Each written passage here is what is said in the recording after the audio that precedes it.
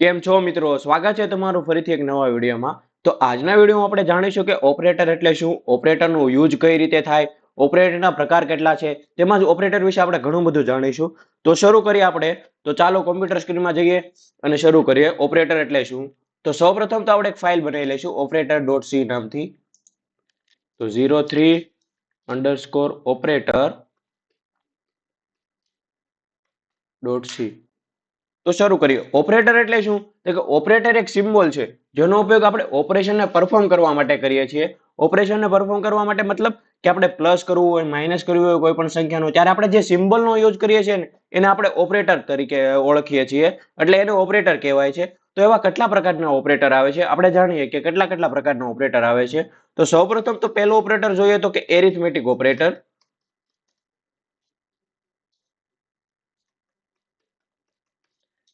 બીજું જોઈએ તો કે અસાઇનમેન્ટ ઓપરેટર.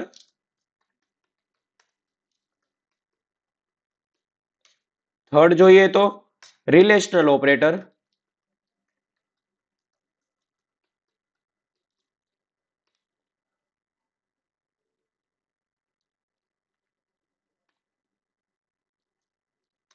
પછી જોઈએ તો કે લોજિકલ ઓપરેટર.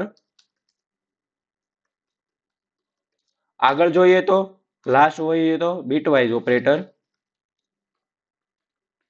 Bitwise operator. આટલા પ્રકારના આપણે શું આવે છે? ઓપરેટર આવે છે. હવે આગળ જોઈએ કે આપણે એક બાય એક આપણે ઓપરેટરને સમજવાનો પ્રયત્ન કરીએ. તો સૌપ્રથમ આપણે સમજીએ કે એરિથમેટિક ઓપરેટર એટલે શું. એરિથમેટિક ઓપરેટર એટલે કે આપણે જે પ્લસ કરીએ છીએ, કે આપણે પ્લસ કરીએ છીએ, માઇનસ કરીએ છીએ, મલ્ટીપ્લાય કરીએ છીએ, ડિવાઈડ કરીએ છીએ, મોડ્યુલો છે. પછી આમાં બે નવા એડ થાય છે, પ્લસ પ્લસ અને માઇનસ માઇનસ. એ આપણે આગળ શીખીશું. તો આપણે પ્રોગ્રામ થ્રુ એક સમજીએ. તો સૌપ્રથમ આપણે પ્રોગ્રામ લખીએ, પછી આપણે વન બાય વન એક ઓપરેટરનો યુઝ કરતા જઈએ અને સમજતા જઈએ. તો સૌપ્રથમ આપણે લખીશું પ્રોગ્રામ આપણો. તો આપણો પ્રોગ્રામ લખાઈ ગયો છે. હવે સૌપ્રથમ આપણે શું કરીશું? પહેલા તો બે વેરિયેબલને આપણે ડિક્લેર કરીશું અને એની વેલ્યુ આપી દઈશું. તો વેરિયેબલને ડિક્લેર કરીએ કે integer a is equal to 10, b is equal to 5. Okay, variable declare થઈ ગયા. હવે એની વેલ્યુ પણ ઇનિશિયલાઇઝેશન થઈ ગઈ. હવે આપણે શું કરીશું કે ઓપરેટરનો ઉપયોગ કરીને આપણે એક બાય એક આપણે ઓપરેટરને જોઈએ. તો સૌપ્રથમ આપણે શું જોઈએ? પ્લસ જોઈએ. તો કે આપણે ડાયરેક્ટ આપણે ત્રીજા વેરિયેબલની જરૂર નથી, વેરિયેબલની જરૂર નથી. આપણે ડાયરેક્ટ એને શું કરીશું? પ્રિન્ટ જ કરી દઈશું. તો જોઈએ કે printf addition is %d a plus b. હવે જોઈએ કે એડિશન ઇઝ આ શું છે? જે પ્લસ શું છે? એ એરિથમેટિક ઓપરેટર છે. શું છે? એરિથમેટિક ઓપરેટર છે. આપણે અહીંયા જોયું એરિથમેટિક ઓપરેટર છે. તમે અત્યાર સુધી જે યુઝ કર્યો એને શું કહેવાય? કે એરિથમેટિક ઓપરેટર કહેવાય. કે ભાઈ એડિશન ઇઝ જે જવાબ આવે એ અને પ્લસનો જે જવાબ આવે એ %d માં આવી આવશે. %d શું છે? કે ફોર્મેટ સ્પેસિફાય છે. કેના માટે છે? શા માટે આપણે %d જ લખ્યું? કારણ કે આપણે શું લીધું છે? ઇન્ટીજર ડેટા ટાઈપ લીધી છે. ઇન્ટીજર ડેટા ટાઈપ લીધી છે એના માટે ફોર્મેટ સ્પેસિફાયર શું યુઝ થાય? %d. જોઈએ કે આનું આઉટપુટ શું આવે છે. તો જોઈએ આઉટપુટ. તમે જોઈ શકો છો 15 આઉટપુટ આવી ગયું. કેમ? 10 + 5 એટલે શું થશે? 15 થશે. હવે આવી જ રીતે આપણે શોનો ઉપયોગ કરી શકીએ? પ્લસ પ્લસ છે, માઇનસ છે, સોરી માઇનસ છે, મલ્ટીપ્લાય છે, ડિવાઈડ છે, મોડ્યુલોનો ઉપયોગ કરીને પણ આપણે શું કરી શકાય? આપણે કરી શકીએ કે ઓપરેટરનો યુઝ કરી શકાય. એવી જ રીતે તમારે માઇનસ, મલ્ટીપ્લાય, ડિવાઈડ અને મોડ્યુલોનો યુઝ કરવાનો છે અને જે જવાબ આવે એ તમારે કોમેન્ટ સેક્શનમાં લખવાનો છે. હવે આપણે આગળ જોઈએ કે પ્લસ પ્લસ અને માઇનસ માઇનસ શું છે? તો કે ભાઈ પ્લસ પ્લસ શું છે? પ્લસ પ્લસ એક છે ને ઇન્ક્રીમેન્ટ ઓપરેટર છે. મતલબ કે આપણે કોઈ પણ વસ્તુ લખીએ છીએ a is equal to a plus 1. આવી રીતે આપણે કોઈ પણ વસ્તુ લખીએ છીએ. શું કરીએ છીએ? આવી રીતે કોઈ પણ વસ્તુ લખીએ છીએ એનું શોર્ટ ફોર્મ છે a પ્લસ પ્લસ. તમે સમજી ગયા? કે આપણે જોઈએ કે એની વેલ્યુ અત્યારે આપણી પાસે 10 છે. તો a ઇઝ ઇક્વલ ટુ માની લો કે a is equal to 10 plus 1. શું છે? 10 પ્લસ 1 એટલે શું છે? એનો ઉપયોગ બે વખત કરીએ છીએ એટલે આપણે શું કરીએ છીએ? a પ્લસ પ્લસ કરી દઈએ છીએ કે a માં એક પ્લસ કરી દો. શું કરીએ? કે a માં એક પ્લસ કરી દો. આવી જ રીતે તમે છે ને આ રીતે પણ લખી શકો પ્લસ પ્લસ a. આનો મતલબ પણ એ જ થાય છે. પણ શું થાય છે? આમાં આઉટપુટ અલગ આવે અને આમાં પણ આઉટપુટ અલગ આવે. મતલબ કે આ વેલ્યુ પહેલા તમે પ્રિન્ટ કરી દો અને પછી એમાં એક પ્લસ કરો. આમાં શું આવશે? કે આમાં એક વેલ્યુ પહેલા પ્લસ કરી દો અને પછી પ્રિન્ટ કરો. આપણે ઉદાહરણ સાથે જોઈએ એટલે તમને વધારે ખ્યાલ આવે. જોઈએ printf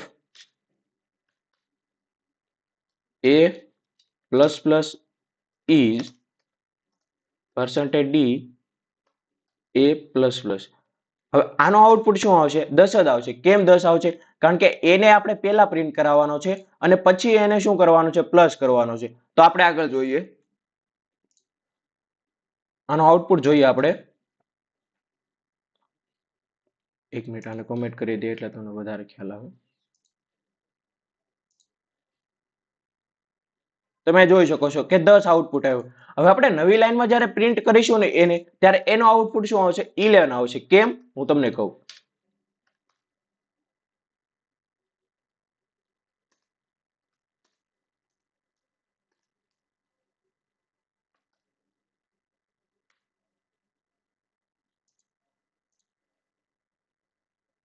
તમે જોવો છો કે એનો આઉટપુટ શું આવ્યું? 11 આવ્યું. કેમ?